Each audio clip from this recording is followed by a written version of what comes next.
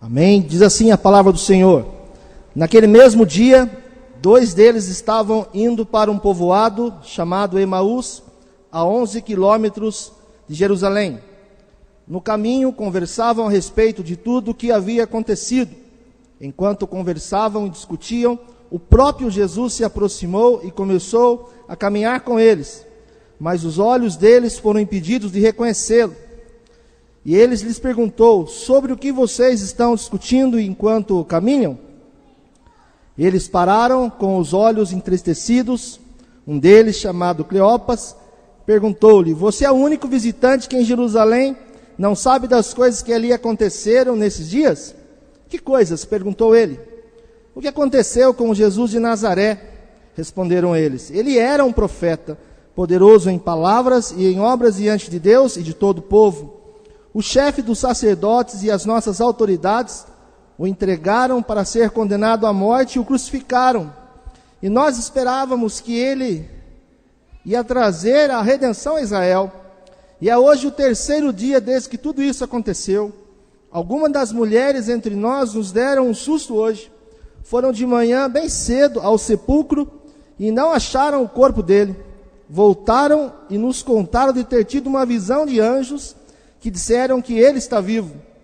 Alguns dos nossos companheiros foram ao sepulcro e encontraram tudo exatamente como as mulheres tinham dito, mas não o viram. E ele lhes disse: como vocês custam a entender e como demoram a crer em tudo que os profetas falaram? Não devia o Cristo sofrer estas coisas para entrar na sua glória? E começando por Moisés e todos os profetas, explicou-lhes que constava a respeito dele em todas as Escrituras. Ao se aproximarem do povoado para o qual estavam indo, Jesus fez com que ia mais adiante, mas eles insistiram muito com ele: fique conosco, pois a noite já vem, o dia já está quase findando. Então ele entrou para ficar com eles. Quando estava à mesa com eles, tomou o pão, deu graças, o partindo, deu a eles. Então os olhos deles foram abertos e o reconheceram. E ele desapareceu da vista deles. Perguntaram um ao outro: não estava queimando nosso coração enquanto ele nos falava no caminho e nos expunha as Escrituras? Levantaram-se e voltaram imediatamente para Jerusalém. Ali encontraram os 11 e os que estavam com eles reunidos, que diziam: é verdade, o Senhor ressuscitou e apareceu a Simão. Então os 2 contaram o que tinha acontecido no caminho e como Jesus fora reconhecido por eles quando partiu o pão. Oremos ao Senhor. Soberano Deus e eterno Pai, no nome de Jesus Cristo, nós lemos Tua palavra. Tua palavra é vida, Tua palavra é poder, Tua palavra traz restauração. A Tua palavra, Pai, alimenta a nossa alma, direciona a nossa vida. Pai, eu clamo ao Teu Santo Espírito, que me use nessa noite, como profeta seu dessa noite, Senhor. Eu coloco a minha vida no Teu altar, coloco a vida da Tua igreja diante do Senhor. Creio e entendo que o Senhor está neste lugar. Creio que estamos no ano da transformação. Creio que hoje à noite, Pai, que a Tua palavra vai ao encontro à necessidade do Teu povo. Creio, Senhor, que sairemos daqui da forma diferente que entramos, porque o Senhor está neste lugar, e a Tua palavra tem poder para gerar isso em nossas vidas, transformação. É o que eu oro, Pai, creio e Te agradeço, na autoridade do nome de Jesus. Amém. Irmãos, eu confesso a vocês que essa palavra o Senhor colocou já há algum tempo no meu coração. E quando eu estava lendo ela, passei dezembro lendo essa palavra. E quando eu vi que eu estava escalado para pregar no culto de quarta-feira, o Senhor confirmou ao meu coração. E confesso a vocês que eu fiquei um tempo lendo e eu não entendia o que Deus queria falar comigo. O que o Senhor estava querendo ministrar no meu coração. E eu fui para o caminho do que esses homens estavam indo para Emaús. Os irmãos que pregam aqui sabem disso. A gente adora saber o significado das coisas. Aí você vai lá dar uma olhadinha no hebraico, dá uma olhadinha no grego. E o que significa Emaús? Significa riacho quente. E eu não entendia. o que Deus estava falando ao meu coração, e essa palavra me perseguia. Eu abria a Bíblia, começava a ler as Escrituras, e o Senhor me direcionava essa palavra.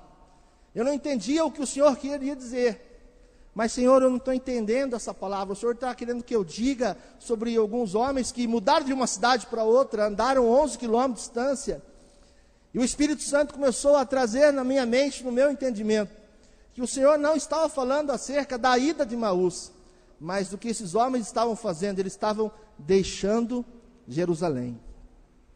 É interessante que, naquela época, esse texto, ele retrata que Jerusalém, naquele momento, era o centro da vontade do Senhor. O mundo conspirava pelo que iria acontecer em Jerusalém. Todos aguardavam. As Escrituras diziam acerca do Messias, de Jesus o Cristo, ao qual devia cair na mão dos homens, padecer, chegar à morte de cruz e ao terceiro dia ressuscitar. O Evangelho sem a ressurreição de Cristo não teria sentido. Nós não estaríamos aqui se não houvesse a ressurreição. E era já o terceiro dia ao qual Jesus tinha sido morto e crucificado. E aqueles homens deixam o ambiente mais importante daquele momento, que era Jerusalém. E o Senhor ministrava meu coração que às vezes, irmãos, não é o que você faz, mas o que você deixa de fazer. Você deixa de estar no centro da vontade do Senhor.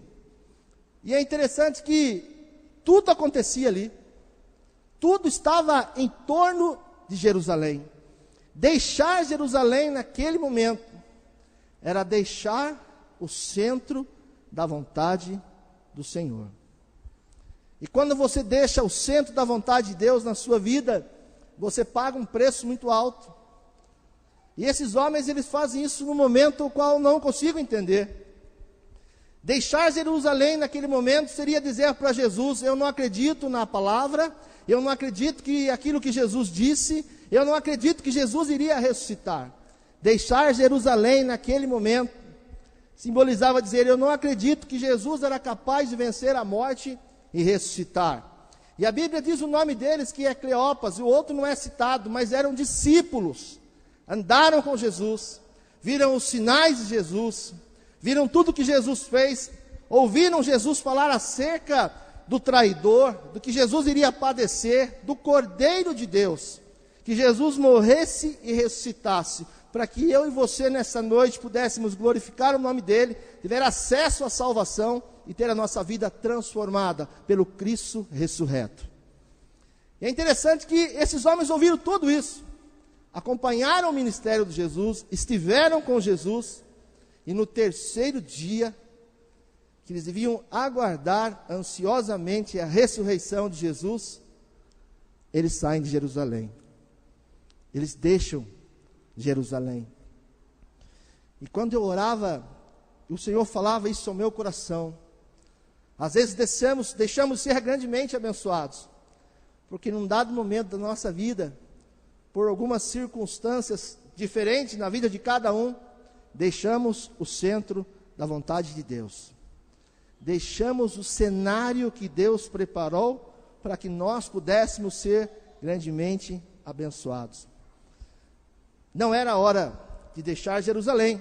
Versículo 46 e 47, o próprio Jesus disse, e lhes disse: está escrito que o Cristo havia de sofrer e ressuscitar dos mortos no terceiro dia, em que seu nome seria pregado o arrependimento para perdão dos pecados a todas as nações, começando por Jerusalém. Aqueles homens não deviam deixar Jerusalém. Irmãos, tem algumas decisões que nós tomamos em nossa vida, que às vezes nós pagamos um preço muito alto, porque o salmista diz que não se estribe no teu próprio conhecimento. Estribar seria apoiar o seu pé, se apoiar naquilo que você pensa e acredita que é verdade. O centro da vontade de Deus é aquilo que nós buscamos, oramos e entendemos que Deus tem para nós. Eu não sei dizer para você nessa noite o que é a tua Jerusalém, mas Emaús, deixar Jerusalém, caminhar a Emaús, simboliza não confiar plenamente em Deus e na sua palavra. Deixar a presença do Senhor, o centro da vontade de Deus, é como dizer para o Senhor: eu não acredito mais no Senhor como meu Deus, e também não creio mais na sua palavra. Simboliza o nosso ego, simboliza o nosso querer, a nossa vontade, que às vezes fala mais alto, simboliza as nossas decisões sem consultar a Deus, alguns interesses pessoais, deixar o centro da vontade de Deus em nossas vidas. Quantos projetos são frustrados? Quantas famílias sofrem porque deixam o centro da vontade de Deus? A Jerusalém que o Senhor preparou para você. Às vezes as pessoas saem da presença do Senhor. E eu gosto muito de uma frase que diz assim: que tudo aquilo que você começa em pé, com as suas próprias forças, você acaba de joelhos, clamando a misericórdia do Senhor. Mas tudo aquilo que você começa de joelho, buscando a vontade de Deus, o direcionamento de Deus, você acaba em pé, glorificando e dando salto de júbilos ao Senhor pela vitória. Vontade de Deus. 2014, essa faixa, olhando daqui, nos impacta ver ela. É o ano da transformação. Eu creio nas mensagens proféticas que foram ministradas nesse púlpito. Eu creio que o Senhor usou homens de Deus para que isso fosse emplacado neste lugar. Mas para que o ano da transformação ocorra na minha e na sua vida, é necessário que nós estejamos no centro da vontade de Deus. É necessário que nós não caminhemos para Emaús. Eu não sei o que significa para você, não sei decisões que talvez você tenha que tomar por esses dias, coisas que você precisa fazer. Cuidado com as decisões que são feitas de um momento para outro, seja no âmbito profissional, seja no âmbito emocional. Eu não sei o que o Senhor está ministrando no teu coração, mas Deus falou forte comigo sobre esta palavra. Não saia de Jerusalém, não saia dos meus planos, não saia dos meus projetos, não saia daquilo que eu tenho para você. Tome cuidado em se distanciar-se de Jerusalém. O problema não é necessariamente ir para Emaús. O problema é distanciar-se de Jerusalém. Nesse momento, esses discípulos não poderiam ter feito isso. Eles deviam aguardar a ressurreição de Jesus. Era o clímax do Evangelho. Como eu disse, se o Evangelho não tivesse ressurreição, nós não estaríamos aqui. O cristianismo tinha ficado lá atrás, era coisa do passado, era apenas mais uma religião.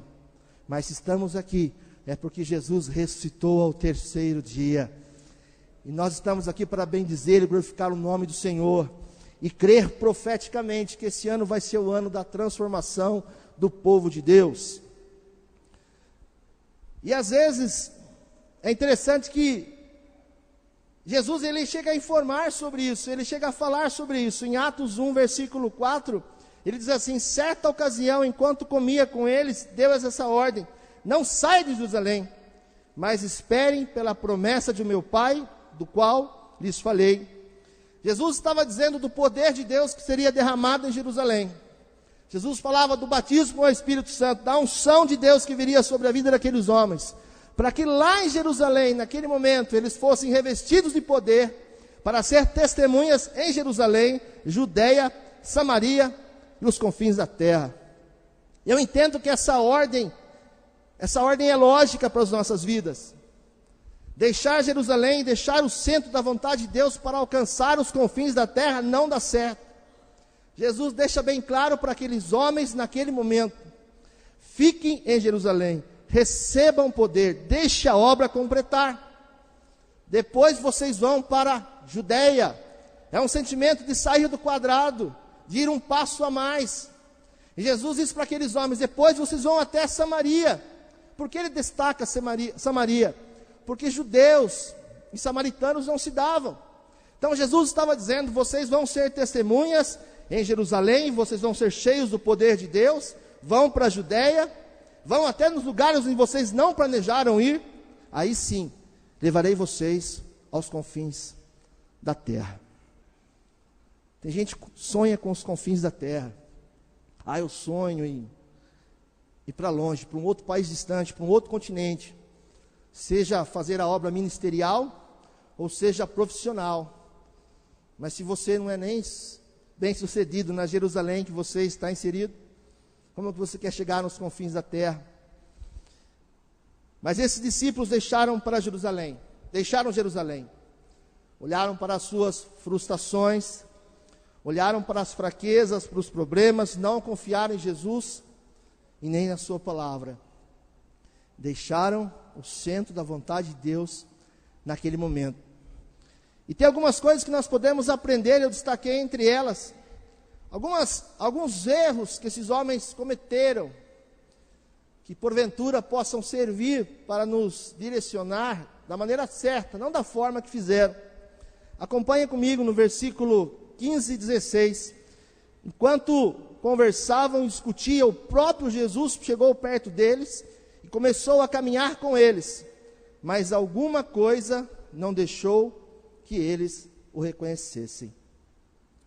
Primeira coisa que eu percebo quando você deixa o centro da vontade de Deus na sua vida, o que significa Jerusalém nesse momento, é deixar verdadeiramente o centro da vontade de Deus, você perde a sensibilidade da presença de Jesus. Quando você se acha que está só, quando você acha que Jesus não está com você, meu irmão, sem dúvida, a incredulidade bate à porta. E esses homens estavam tão incrédulos que eles não perceberam a presença do próprio Jesus. Isso às vezes ocorre nos nossos dias, quando nós nos sentimos só. E eu fiquei pensando sobre isso. Como você pode sentir-se só se o seu Deus é onipresente? Como você pode sentir só se o seu Deus está com você a todo momento? Seja nos momentos bons, seja nos momentos difíceis, o Senhor está com você. Chacoalhe o seu vizinho, diga para ele assim: Jesus está com você o tempo todo. Diga para ele enquanto eu bebo minha água.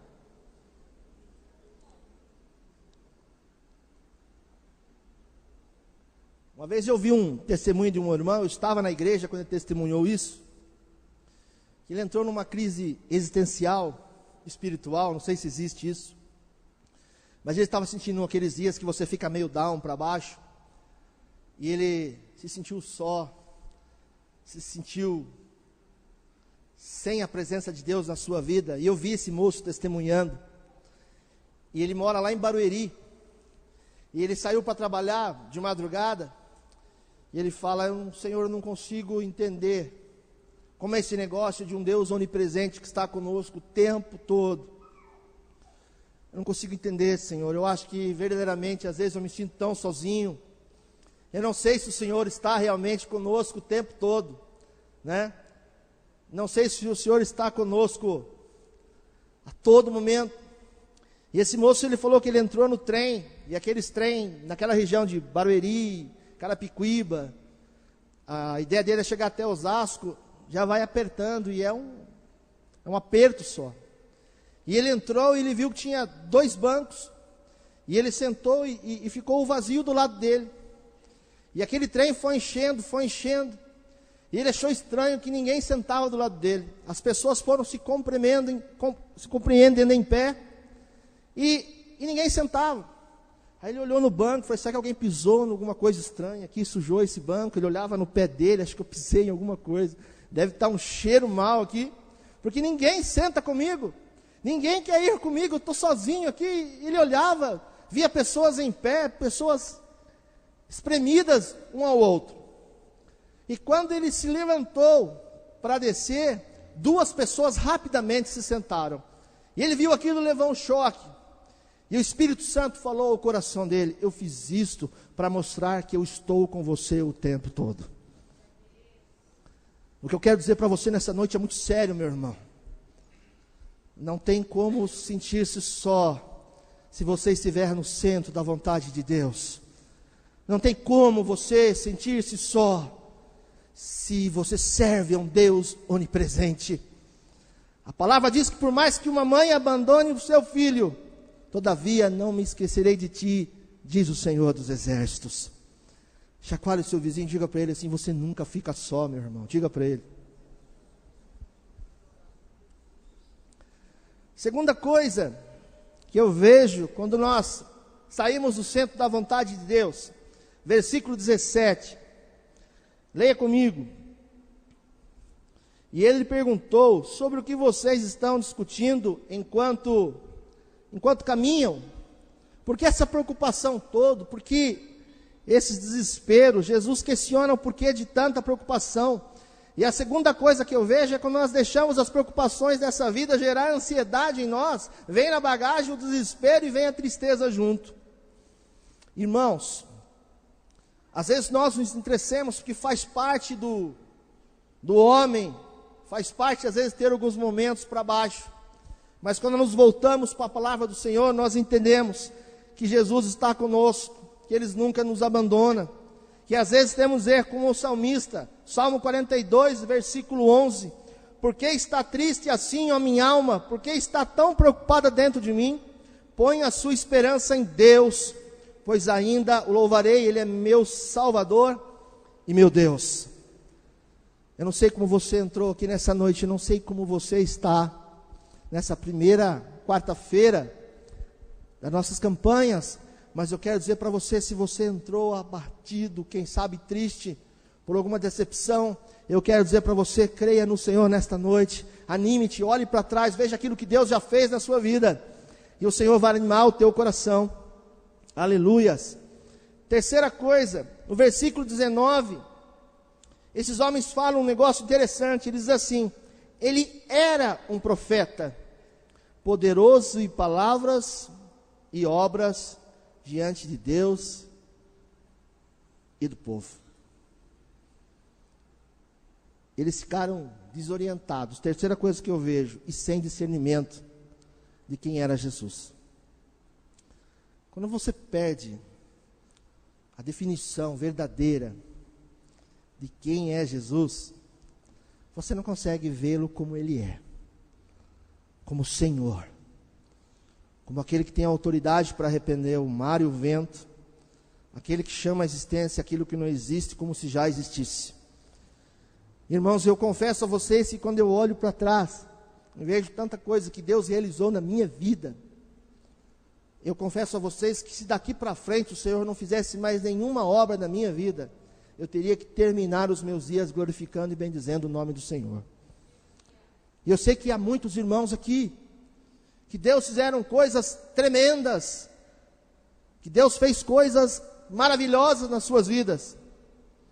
E esses homens esquecem que o Deus ao qual nós glorificamos nesse lugar é o mesmo ontem, hoje e para todo sempre, aleluia. Ele não era um profeta poderoso, Ele é o teu Deus, Ele é o teu Senhor, e Ele está aqui nesta noite com a mão estendida sobre você. Ele é Senhor, Ele não era.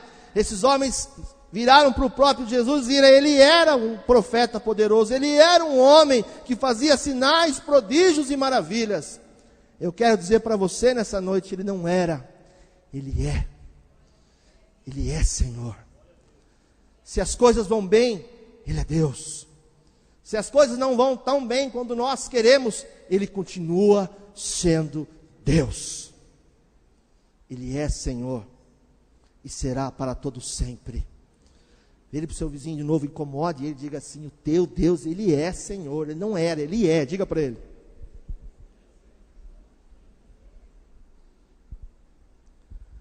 A quarta coisa que eu vejo, versículo 21.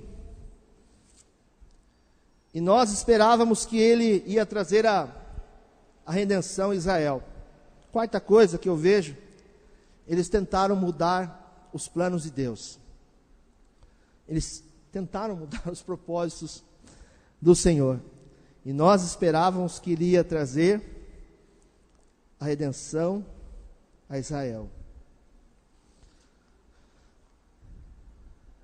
Irmãos, os planos de Deus são muito mais altos. Os planos do Senhor vão além. Os projetos de Deus, para mim e para você, vão muito mais daquilo que pedimos ou pensamos. O que Deus tem para realizar em nossa vida é muito grande. Esses homens estavam tristes, os discípulos, porque eles achavam que Jesus ia fazer algo somente em Jerusalém. E nós acreditamos que ele ia vir aqui na nossa região, resolver o nosso problema, resolver o problema do nosso povo, né? Jesus ia ficar ali morando, naquelas circunvizinhas regiões ali, e ali ele ia ficar cuidando do povo. E eles acharam isso. Eu gostaria que você lesse comigo, Isaías 53, no capítulo 53, no versículo 11.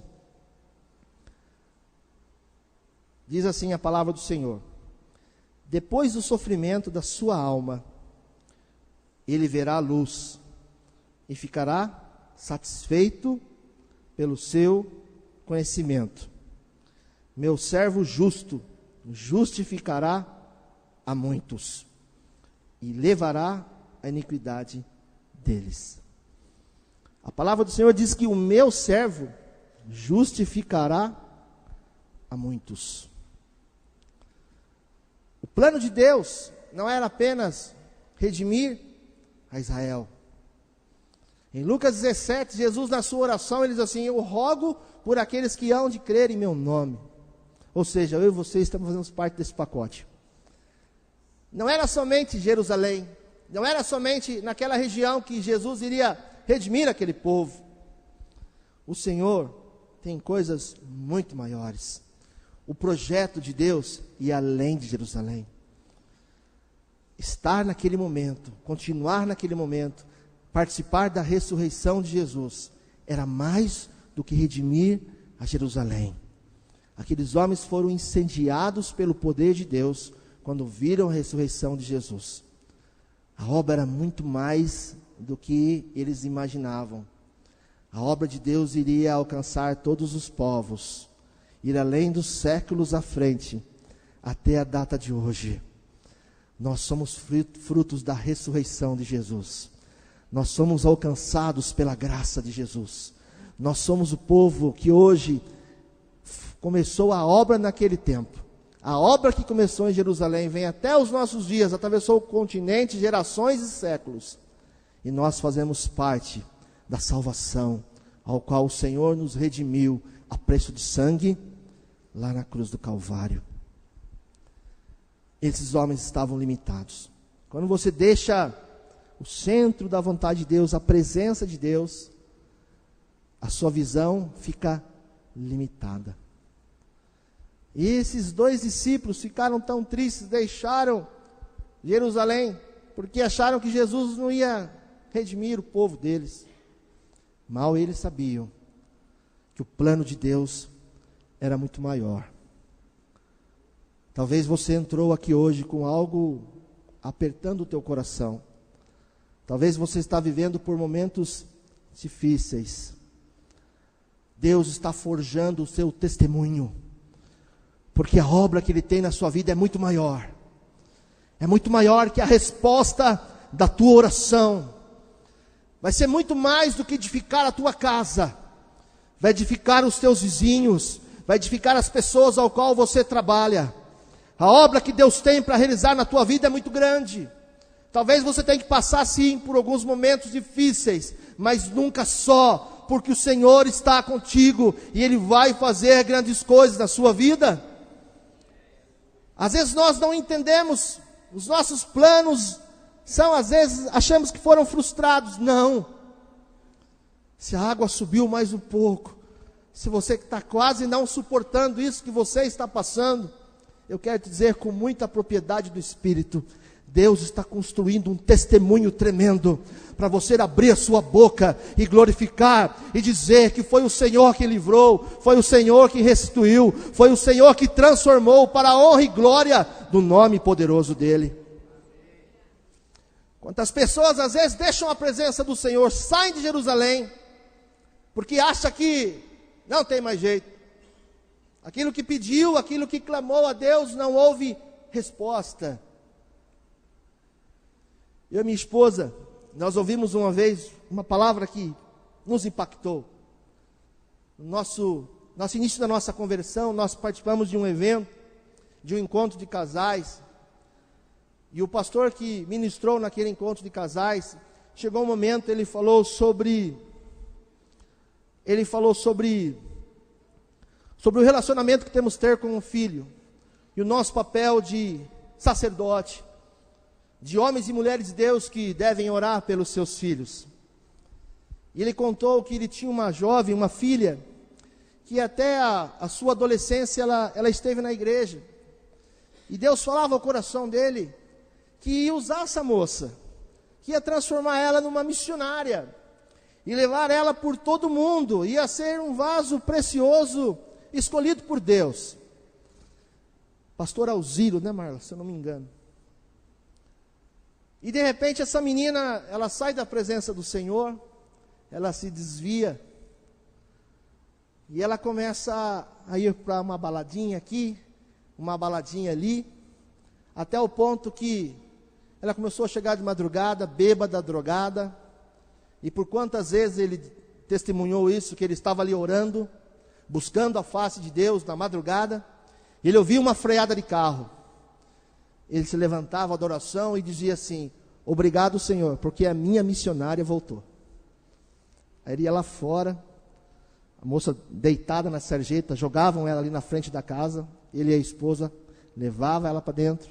Obrigado, Senhor, porque ela chegou viva, a nossa missionária está viva. Dava um banho naquela garota, colocava um pijama nela e colocava ela na cama. Isso foi por alguns anos. Ele ouvia uma freada de carro, ele levantava a adoração e louvava o Senhor, e dizia: obrigado, Pai, porque o Senhor disse que ela é missionária. Oi, missionária, que bom que você veio, a menina drogada. Pessoas que estão no centro da vontade de Deus, pessoas que estão enraizadas na vontade do Senhor, pessoas que não arredam o pé de Jerusalém. Aí eu pergunto para você: onde está essa moça hoje? Não sei, só sei que ela está entre os quatro cantos desse mundo ministrando a palavra do Senhor. Ela é uma missionária. Às vezes você não está entendendo as dificuldades que você tem passado. Deus está forjando um testemunho tremendo para impactar muitas vidas. Meu irmão, não saia da vontade do Senhor, não saia de Jerusalém, aguente firme. Vai acontecer grandes coisas, creia nisso. 2014 vai ser o ano da transformação da tua vida, em nome de Jesus. Creia nisso. A obra é muito maior daquilo que pedimos ou pensamos. Tem algumas decisões que nós tomamos na nossa vida que é coisa de maluco. Há 4 anos atrás eu tomei uma decisão doida. Passamos por momentos terríveis. Já testemunhamos isso num encontro de casais. Passamos por uma fase terrível. Que eu orava dizia para ela: sabe que um dia eu vou comprar uma caixa de leite fechada? Passamos momentos terríveis. Mas tomamos uma decisão de mudar a história da nossa vida. Eu mergulhei na Jerusalém, no seio da vontade do Senhor, e pedi para Deus reescrever a minha vida do jeito dele, da vontade dele, como ele quisesse. Entrei em Jerusalém, fechei as portas, falei: daqui eu não saio. E de lá para cá, irmãos, o que Deus tem feito na nossa vida é coisa de maluco. Seja no âmbito pessoal, emocional, financeiro. Deus tem feito coisas tremendas.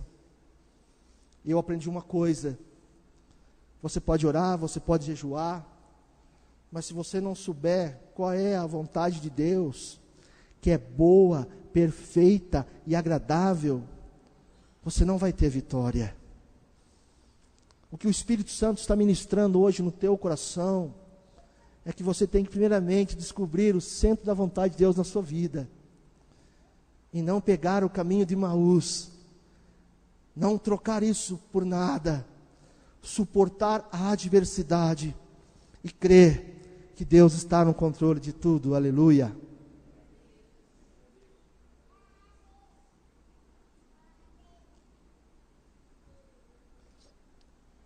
Quinta coisa, versículo 22, acompanhe comigo. Algumas das mulheres entre nós nos deram um susto hoje. Foram de manhã bem cedo ao sepulcro e não acharam o corpo dele. Voltaram e nos contaram ter tido uma visão de anjos, que disseram que ele está vivo.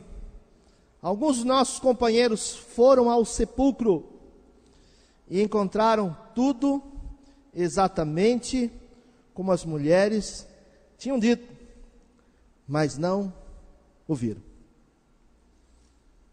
Quinta coisa que eu quero dizer é, quando você se afasta da presença do Senhor, do centro da vontade de Deus na sua vida, você não consegue ver os milagres de Deus através dos testemunhos na vida dos seus irmãos. As pessoas, você abre um link, você abre o Facebook, que seja uma rede social, tem alguém contando uma bênção lá. Você está tão distante de si que você pula ali, você vai ver a desgraça lá. Puxa, só desgraça. Perde a direção dos milagres do Senhor. Perde o efeito que tem o milagre do Senhor. Quando Deus gera um milagre nas nossas vidas, ele é meio efeito como uma bomba atômica. Uma bomba atômica, ela destrói tudo aonde ela é lançada, mas a radiação, ela ainda fica por 116 anos. Ela vai destruindo, trazendo doenças às pessoas.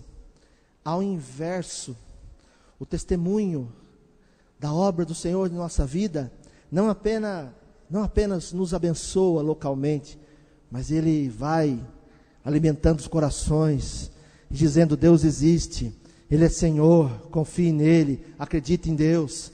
Olha o que Ele fez no meu irmão da direita, olha o que Ele fez no irmão da esquerda, vai chegar a minha vez. Deus é soberano, Deus é Senhor. E esses homens distantes da presença do Senhor, eles não conseguiam ver mais a obra de Deus. Algumas das mulheres foram lá e disseram que o corpo não estava lá.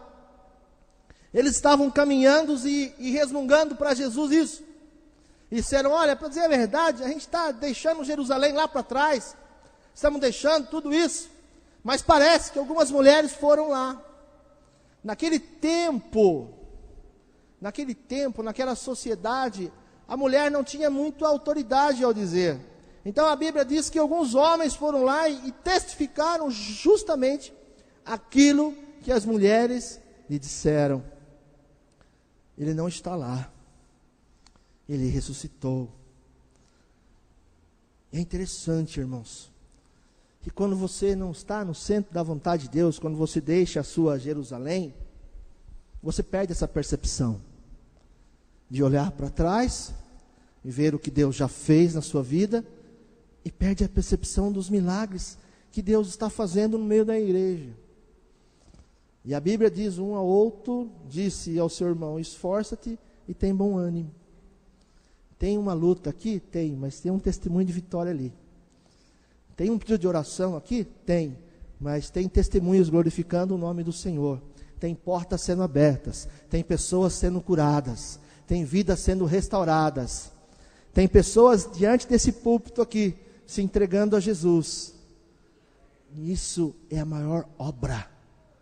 Nós queremos ver um cego enxergar, nós queremos ver um mudo falar, nós queremos ver alguns sinais, mas irmãos, o sinal mais tremendo do poder de Deus é quando alguém vem diante do altar do Senhor e rasga a sua vida e se entrega diante do Senhor e se torna uma nova criatura, se torna filho de Deus. E às vezes nós vemos uma pessoa, vários irmãos, quantas ministrações não vimos de pessoas sendo impactadas pelo poder de Deus, deixando seus lugares, vindo até a frente e se entregando a Jesus. Irmãos, isso não é testemunho do poder de Deus? Isso não é a missão principal da igreja? Eu creio que Jesus cura, liberta, faz coisas tremendas, mas o maior motivo da igreja estar inserida hoje na terra é pregar a sua palavra, é que as pessoas tenham um encontro pessoal com Jesus, aceite-o como único, verdadeiro e suficiente Salvador das suas vidas. e se convertam. Estavam indo para um lugar e voltam e vão para outro. Estavam caminhando a passos largos para o inferno. E estão caminhando para a Nova Jerusalém. Estar distante do Senhor é olhar para trás e não conseguir ver milagres. É olhar ao redor e não conseguir ver milagres. Confesso a vocês que se nós deixássemos o microfone aqui e disséssemos, alguém tem uma bênção para contar já em 2014, eu confesso que levantaria várias pessoas para falar sobre isso. Nós perdemos essa percepção, essa sensibilidade de agradecer ao Senhor pelos feitos dele, por aquilo que ele tem feito e continua fazendo no meio da igreja. Quantos sinais, maravilhas precisamos ver para crer no poder de Deus. Às vezes é necessário tocar nas chagas de Jesus, assim como fez Tomé, para depois de tocar, se prostrar como ele fez e dizer, Deus meu e Senhor meu. Esses homens ouviram acerca do que Jesus dizia sobre sua ressurreição. Mulheres chegaram ao encontro e disseram, o túmulo está vazio. Apareceram 2 varões de branco, 2 anjos do Senhor, e nos disseram, por que buscar entre os mortos aquele que vive? Já era motivo para aqueles homens não deixar o centro da vontade de Deus, não deixar Jerusalém. Já era motivo para eles se reunirem e aguardar a presença física novamente do Cristo ressurreto. Mas eles perderam isso, porque deixaram o centro da vontade de Deus. Diga para o teu vizinho assim, não saia do centro da vontade de Deus, você não vai ver mais testemunhos de Deus.